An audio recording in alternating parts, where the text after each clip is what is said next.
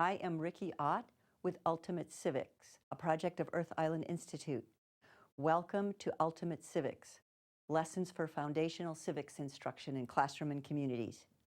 Today, this lesson is Lesson 4, and we will be continuing our exploration of the timeline that looks over 230 years of our democracy journey. We're going to have another look at it, just like we did at the beginning of Lesson 3. And this time, the first time when we scanned the timeline, I asked you to think about the colors and look for patterns of the colors. And what we saw the first time pass through the timeline was that there were bunches of blue, which were times of empowerment for people, where people gained recognition of their either civil or constitutional rights. And then there were bunches on either side of the blue of orange and yellow, which we now know are about times of disempowerment for people, where people lost recognition or their rights were infringed. So this time, when you view the timeline, please look for, with this in mind, look for interpreting. How might you interpret these pulses of color? What might they mean? Empowerment, disempowerment, empowerment, disempowerment.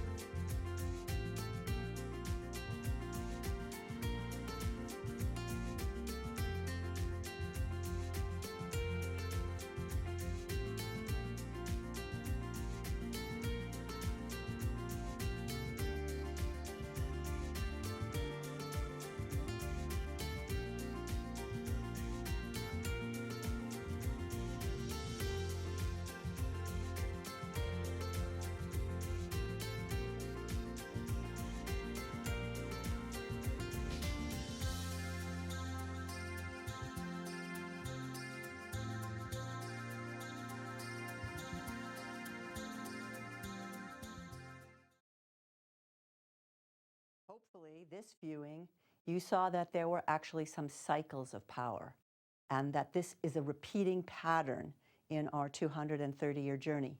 What we're going to cover today in Lesson 4 and the next part of Lesson 4 are the last 130 years to current times. Again, these lesson materials are intended as instruction for classrooms and communities, and they can be used as a guide. They're posted on the website, and they're available for free. Our essential questions for this session are, how did a sovereign people become disempowered by their own government? How did a business model gain power over the people? What are the social consequences of this happening? What causes this power dynamic? Why does it take intergenerational work to maintain an authentic democracy? So with those in mind, here we go. This lesson 4 focuses on the overall sort of the big picture, the power dynamic and the actual cycles of power. So what we saw in lesson 3 was that the money power started things off with framing the Constitution mostly for their self-interests, and how that was done not only through the actual Constitution itself, but also then through some of the leading cases in that era, 1803 and 1819. Well, if nothing had happened, then that would kind of be the end of the story.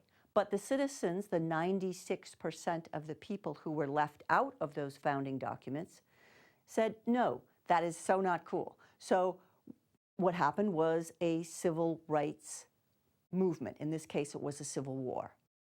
And we went through that, and we saw that there were amendments that grounded and recognized people's constitutional rights. And then we saw, at the end of that period, how artificial persons actually usurped by force of common law the very rights, 14th Amendment, that of equal protection under law, they usurped it for themselves, for artificial persons, way before most natural persons had that same right. So what might you expect now, now that you've seen this timeline with a concept of cycles of power in mind? How do you expect the money power reacted? There was a reaction. Let me make sure I'm going in the right direction here. To these initial 2 cycles of power, there was a reaction by the money power. We're going to cover the last 130 years and actually 3 cycles of power, starting with the money power reaction to the Civil War. So I call it the sort of the rise of corporations. Here's just a snapshot overview of some of the laws we're going to be talking about in this section.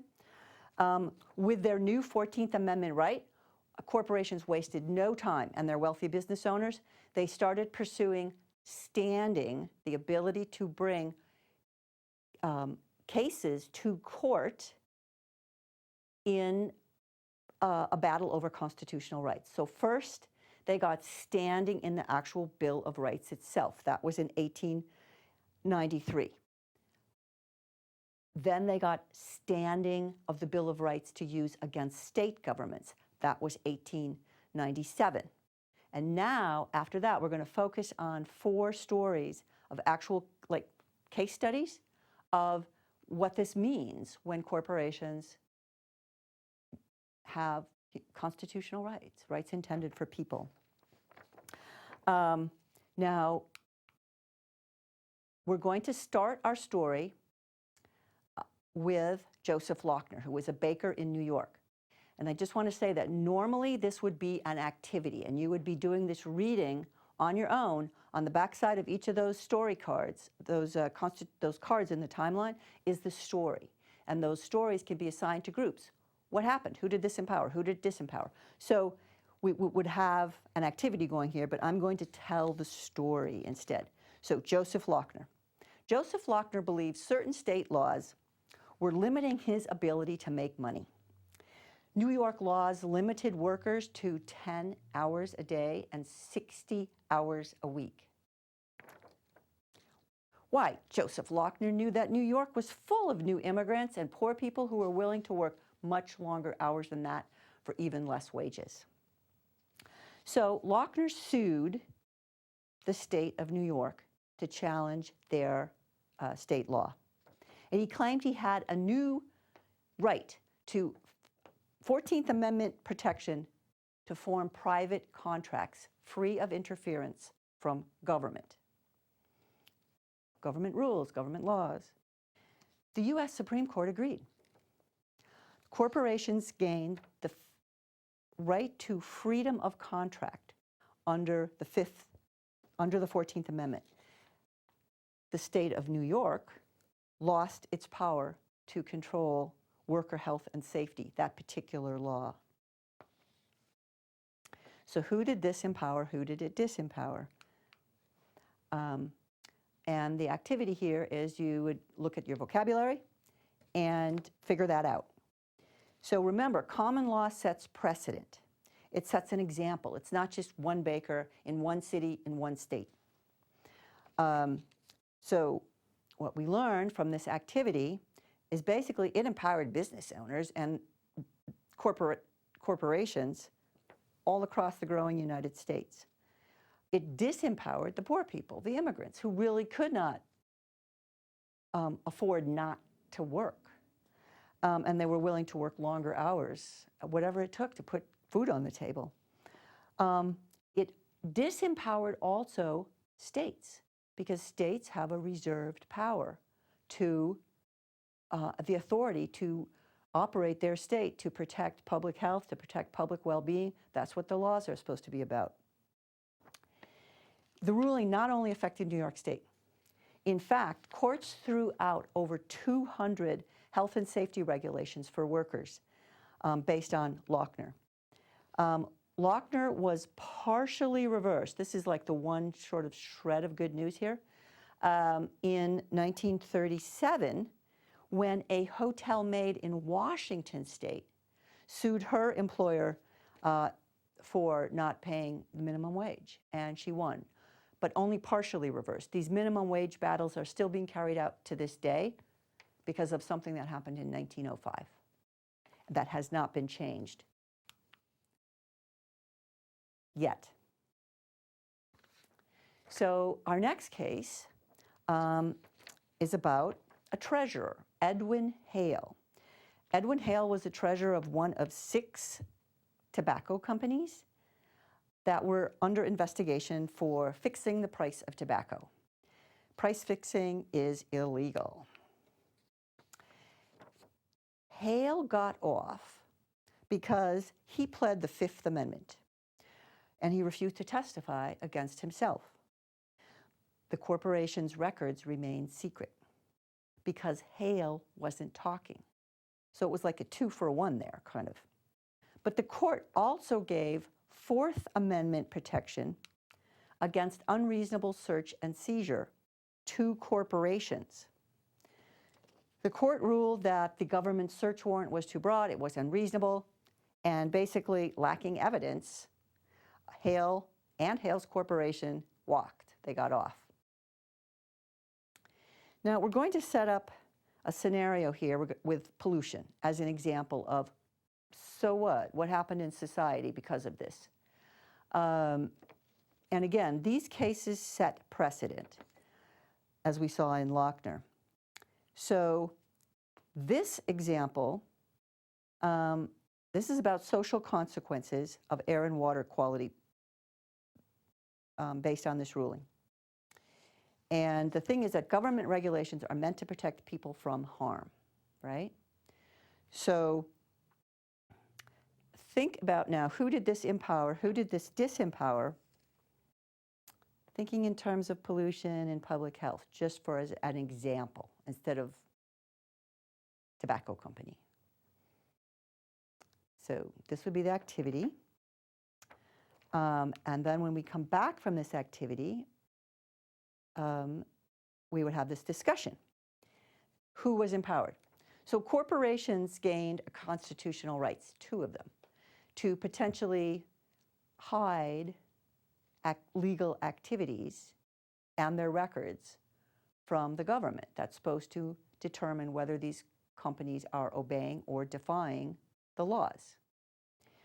The people were disempowered by this. People who live next to these potentially polluting factories, or swimming in water that was polluted, or breathing polluted air. And states, again, just like in Lochner, were disempowered because they lost authority to regulate the very corporations that they had created. And it eroded this state's reserve powers authority. So Fourth and Fifth Amendments are about preventing the government from looking into their records and books without a proper search warrant, which usually means proper warnings, and then suddenly everything looks good. the day that the government is there to inspect the premises. This ruling is still used by these corporations. Our next case is about a homeowner and a coal company. In this particular case, Mon's house was lying above. He built a home, he took a chance, and he built his home above land that was owned by Pennsylvania Coal. So eventually, Pennsylvania Coal wanted to mine and did mine their land, but it left pillars of support for the surface homes, of which Mon was only one of many. This was required by Pennsylvania law, that the coal companies leave these support pillars. However, Pennsylvania Coal wanted that coal too. So Mon, in protest, sued Pennsylvania Coal to protect his home. Pennsylvania Coal turned around and sued Mon and the state, saying that this coal that's actually ours, that the government is protecting with its rules and regulations, is actually a taking of our profit under the Fifth Amendment. This is like an eminent domain seizure under the Fifth Amendment. And we need to be compensated for that. We need just compensation. We need a fair price. So the state said, you're out of your mind. The Supreme Court said, no, actually, we agree with Pennsylvania Coal. The state refused to pay. Whoops. The company, we're doing this in reverse. The company mined the coal. The houses, all the homes fell, toppled, were destroyed. People didn't get paid. Mon lost his home. But what really came out of this case was much more than about a home, Mon's home, and a pillar of coal. What came out of this was something called regulatory takings, which is still also used to this day. So here's our pollution, and this is a Fifth Amendment right of corporations to be paid to obey the laws that somehow diminish their property or take their property and diminish or diminish future profits.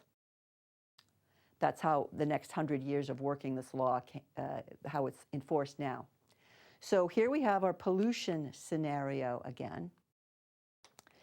And I'd like to explain something here. Say that in the process of manufacturing its products or refining its products, the manufacturer or refiner adds a lot of pollutants to the air and the water inside its factory. But now it has to release that water or that air back into the environment. So what the government's rules were starting to say was, too much pollution going on here. You have to clean up your air and your water before you release it. You can't just dump all these pollutants in the environment. So what the problem for the corporation is, the way it saw it, was that it cost money. It cost the corporation money to put scrubbers in the smokestacks, to take out the air pollution, water pollution equipment, to take out and treat the water before it's released back into the environment. And it costs money to operate it, maintain it, keep it fit, keep it upgraded. And the company said, nope, nope, nope. Pennsylvania, this regulation, as I said, became the start of regulatory takings. And the way it came down is that either the state pays potential polluters to take out their pollution, or the pollution is released into the environment. That is a regulatory taking. It's a rule breaker. So where does this end up? This is an example that's going to be part of our discussion in a minute of the endpoint of this too much pollution. And this is a photo of an actual cemetery in Rose, Louisiana. It's along an 82-mile stretch of the Mississippi River known as Cancer Alley. It's known as Cancer Alley because there's not only the communities of people who were there first, but there's also a lot of industry and refineries that have moved into this area. And as you can see in the background, one flaring and sending up air pollution. And also in this area now are one of the highest cancer rates in the nation. hence the cemetery. So the question here for our activity is, what does a regulatory taking take from real people? And I encourage you to think about what we learned in Lesson 2 with your new vocabulary for values, the different types of values: social, environmental, economic, political. Think of it all.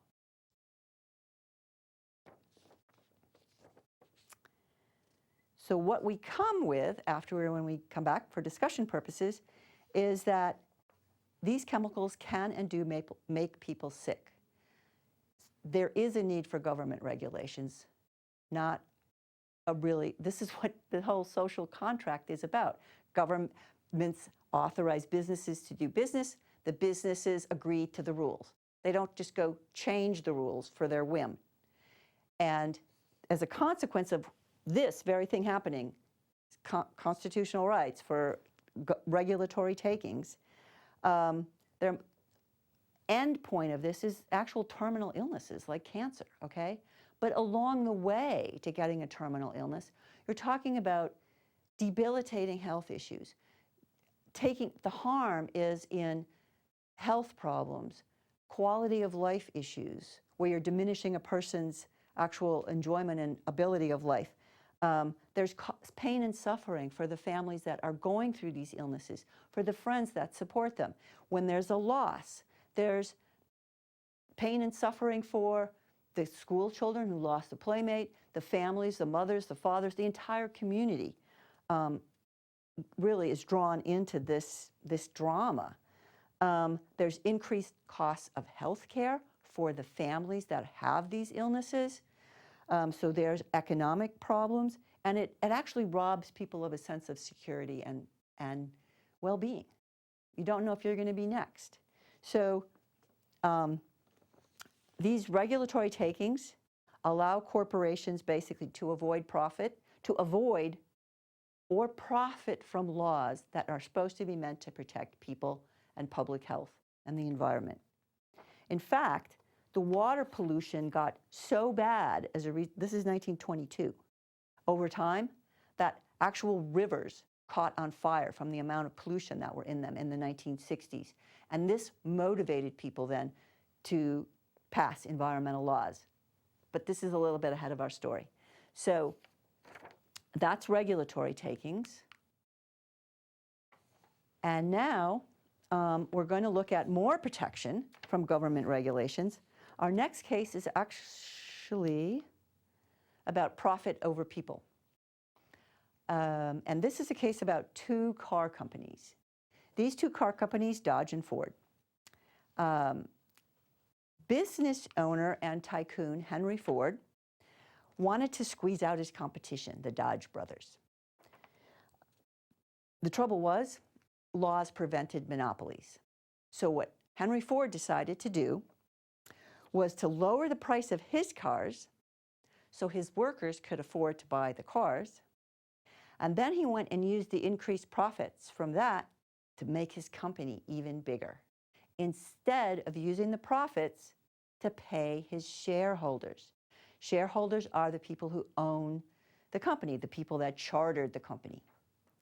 And the trouble was, the Dodge brothers were actually shareholders in Ford's corporation. So the Dodge brothers sued and said, nope, we want a share of that profit that you made, because they wanted to build their business bigger. So what happened was, this whole thing ended up in the lap of not the Supreme Court, but the Michigan Supreme Court. And what the Michigan Supreme Court decided was that actually, here's a corporation, Ford. It's chartered to do business as a for-profit company, and the head of it can't just sort of arbitrarily change it into a not-for-profit corporation. So that was it. The decision was that these corporations exist to make a profit for their shareholders. That's their sole purpose of existing. And this is still the #1 cited case in law today about corporate purpose. We exist to make money, say the corporations. And It is used in cases like Pennsylvania coal, which came later, to argue that there's economic harm from these government regulations, and that is interfering with our profit. So now we've considered some of the social consequences to real people. And what we're going to do now as an activity is actually watch a film, this time about real people and real medical doctors explaining the consequences of corporations with just this many constitutional rights. The film is actually called Children's Health in the Age of Hazardous Chemicals and Toxic Products. So take a few minutes to watch that, and then we're back. And this little film, I'm just going to give an overview of it. The URL is down there. The overview is in 3 parts. The first part is, here are the pollutants that cause problems. Just for example, it's a case study of asthma from air pollution, pesticides, and it shows the pesticides being sprayed, so they're going into the air, on the land, when it rains, into the rain, into our waterways, and also lead. Then the second part of the film gives a little case study about a young teen struggle with asthma and her experiences and her family's experiences. And the third part of the film goes into how many of these chemicals that are unknown.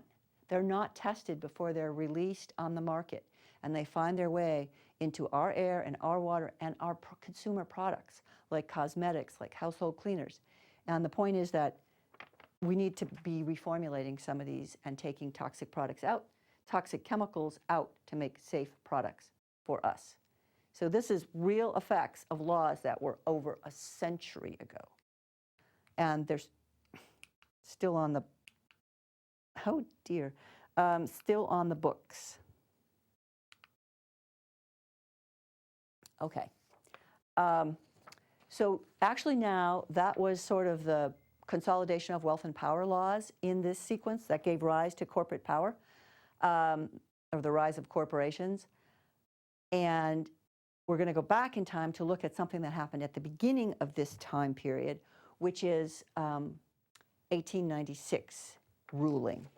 And again, I am going to tell a story here. So throughout this time, yes, people were struggling. Remember now, we had just had the 14th Amendment passed, and people were struggling to have their rights recognized under it, despite black codes, despite Jim Crow laws. So a group of people, citizens in New Orleans, decided to test Louisiana law, separate but equal, under their new 14th Amendment rights. And our protagonist this time is Homer Plessy, who was a 30-year-old shoemaker who was mostly white, 7/8 white. And what he did was, so the Jim Crow laws were still in effect during this whole time period, and it was about separate but equal public schools, restaurants, accommodations, lodging, travel in trains, drinking fountains, black people, white people, separate but equal. The problem was they were separate, but they were really rarely equal.